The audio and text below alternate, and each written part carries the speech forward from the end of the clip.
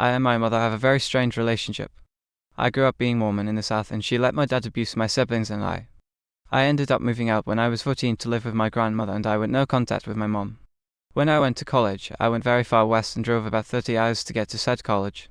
Around that time my mom started to contact me.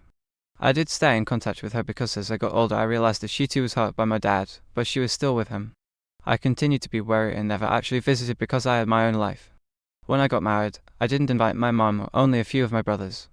She didn't seem to mind that much and so I let her more into my life. My husband and I are having a baby soon. I ended up telling my mom this over the phone and she congratulated me.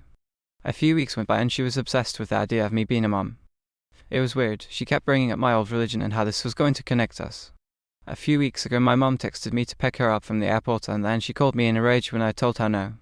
She asked me where she expects her to stay and I said not my place because I didn't invite her and didn't want her there. I'm not sure where she stayed.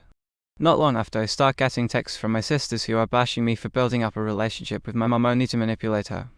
I feel bad because maybe it did seem like I wanted her around but that was never my intention.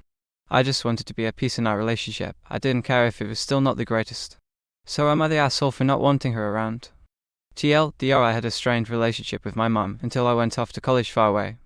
We got a little closer just over text and calls. Then I told her I was pregnant and she flew up to me unannounced and I told her I didn't want her there. Now I'm getting texts from my siblings about how heartbroken she is and how I manipulated her. I've been restless about it and wondering if that's what it seemed like because that's not what I wanted to happen between us.